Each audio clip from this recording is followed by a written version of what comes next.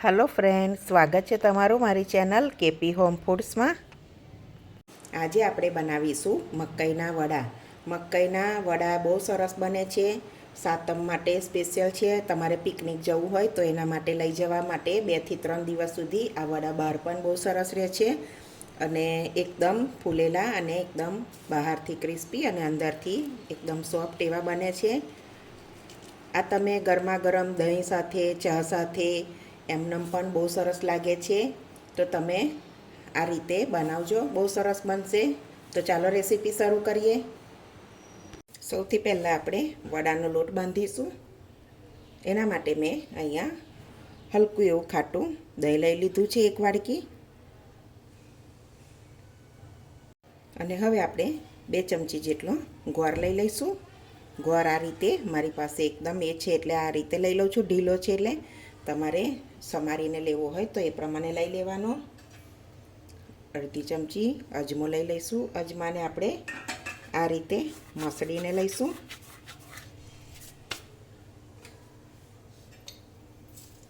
1 tablespoon જેટલી વલિયારી। વલિયારીનો test અહીં બહુ સરસ આવે છે વડામાં। અને 2 થી 3 ટેબલસ્પૂન જેટલા તલ। તલનો આપણે ટેસ્ટ બહુ સરસ આવે છે।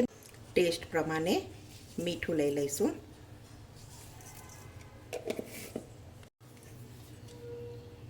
અડધી ટેબલસ્પૂન જેટલી હળદર। અડધી ટેબલસ્પૂન જેટલું લાલ મરચું। અડધી ટેબલસ્પૂન ધાણા જીરું। અહીંયા 2 મોટી ચમચી આદુ મરચાંની પેસ્ટ ઉમેરીશું। તીખાસ અને તમારા ટેસ્ટ પ્રમાણે લેવાનું। લસણ ના ખાતા હોય તો સ્કીપ કરવાનું। થોડી એવી મેથી લઈ લઈશું। થોડા ધાણા, થોડી હિંગ ઉમેરી લઈશું અને બધું જ બરાબર મિક્સ કરી લઈશું। બધા જ મસાલા સરસ રીતે મિક્સ કરી લેવાના।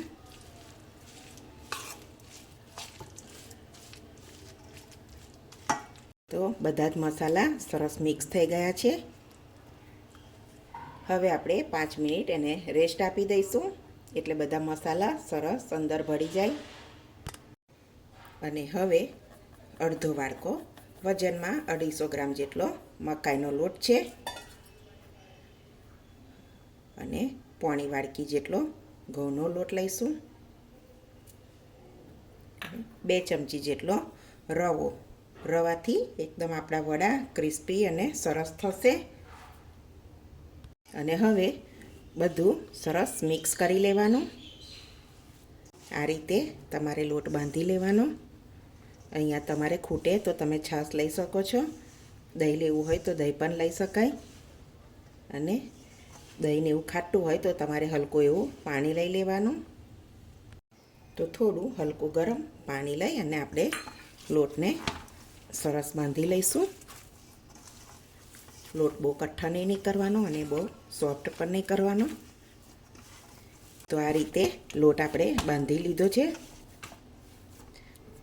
બહુ સોફ્ટ પણ નહીં અને બહુ કડક પણ નહીં, એ રીતે બાંધી લીધો છે। હવે આપણે લોટને 2 કલાક જેટલો રેસ્ટ આપીશું કે એમાં થોડો આથો આવી જશે દહીંને લીધે, એટલે આપણા વડા બહુ સરસ એકદમ સોફ્ટ ને એવા તૈયાર થશે।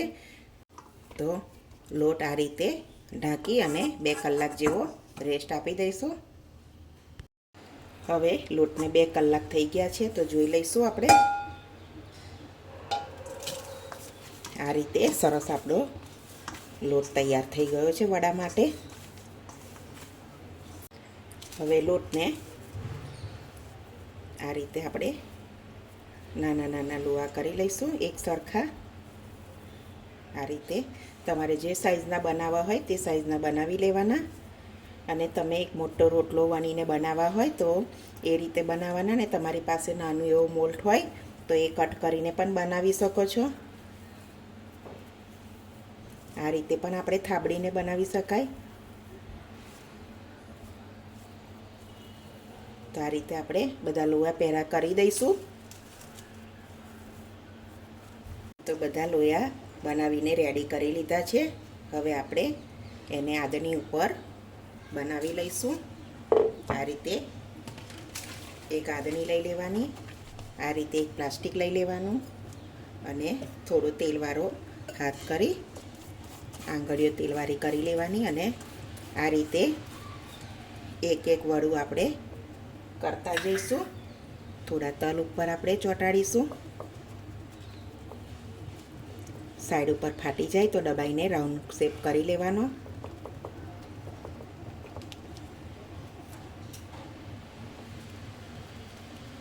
આ રીતે આપણે બધા જ વડા બનાવીને તરતા જઈશું અને થાબડતા જઈશું.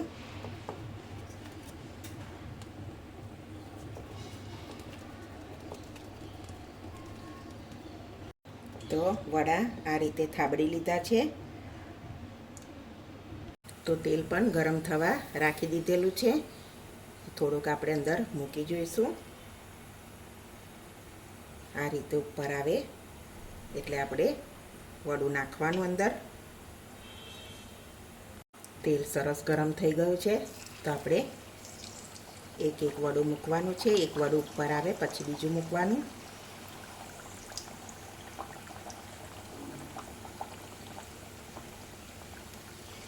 આ રીતે આપણે વારા ફરતી જેટલા અંદર માય એટલા વડા મૂકી લેવાના.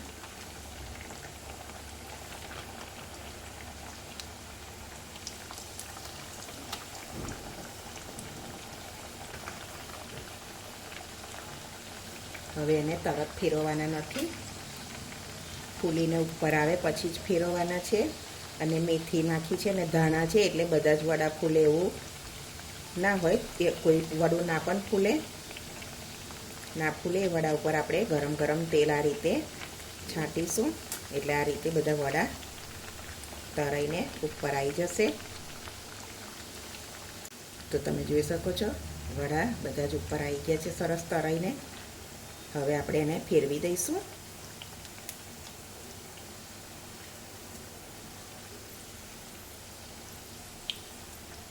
સરસ એને મીડિયમ ગેસ ઉપર જ તળવાના છે. સરસ બ્રાઉન કલર થાય, ઉપરથી સરસ ક્રિસ્પી અને અંદરથી એકદમ સોફ્ટ એવા બનશે.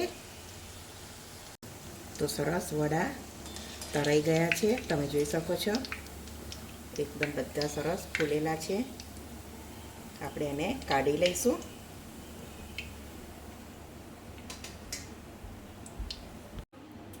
તો બીજા વડા પણ આપણે એ રીતે બનાવી લઈશું. તો બીજા વડા પણ આપણે તળી લઈશું. તો બીજા વડા પણ આપણે એ રીતે મૂકી લઈએ.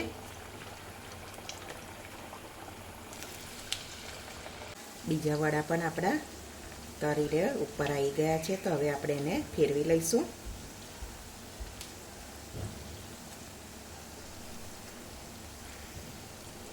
બીજા વડા પણ આપણા તળાઈ ગયા છે તો આપણે એને પણ કાઢી લઈશું. હવે આપણે બધા જ વડા આ રીતે બનાવી લઈએ. તો સરસ આપણા ગરમા ગરમ વડા બધા બનીને રેડી છે. તો આપણે ગરમા ગરમ વડાને સર્વ કરી લઈશું. તો આપણા સરસ વડા બનીને રેડી છે, તમે જોઈ શકો છો. અને આ રીતે તમે વડા બનાવશો તો તમારા વડા બહુ સરસ બનશે. તો તમે જોઈ શકો છો આપણા મકાઈના વડા સરસ બનીને રેડી છે અને એકદમ બધા ફૂલેલા ફૂલેલા બન્યા છે. બહારથી એકદમ ક્રિસ્પી અને અંદરથી એકદમ સોફ્ટ. તો હું તમને તોડીને બતાવું. તમે જોઈ શકો છો.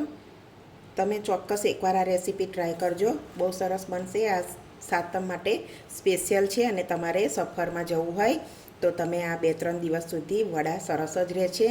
તો તમે લઈ જઈ શકો છો, એ રીતે પણ બનાવી શકો છો. અને જો તમને આજની આ મારી રેસીપી ગમી હોય તો મારા વિડીયોને લાઇક કરજો, મારી ચેનલને સબસ્ક્રાઈબ કરજો. તો હવે મળીશું એક નવી રેસીપીમાં. ત્યાં સુધી બધાને જય સ્વામિનારાયણ.